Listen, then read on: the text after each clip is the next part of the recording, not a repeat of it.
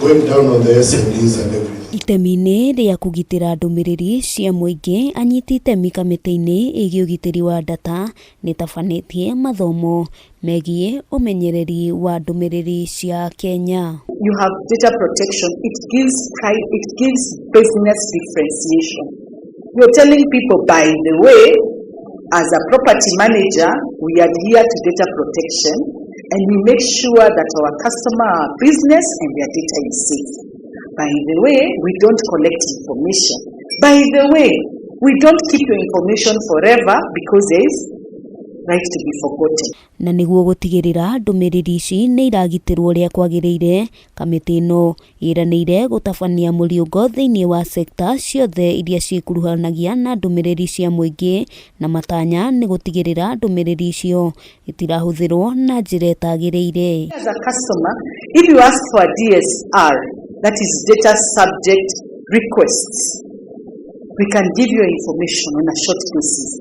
Then you sitting and your data is all over. It's in Google safe. Oh, the other one is here for logistics. Oh, you don't even know where your databases are. And therefore risking the very essence for your business. Kamiti ino hamwe noguo yugite iri maitho gutigirira mawatho na mitaratara ni arumirirwo niguo kweherania akenya na ugwati o wothe wigimaine na ndumiriri ciao, guku makiuga ni magathikite mawatho makinyaniru. This data protection gives you an opportunity to begin that journey. And even our inspection, even help us as an office, because we might be sitting here and creating policies that will not work with you. So what we are asking for in terms of this area of partnership, please support us.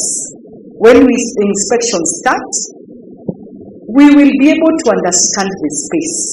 And when we meet, we'll say, this is going to work, this is not going to work. Handu-ini ha Kameme TV, ritwa riakwa ni Wambui wa Njuguna.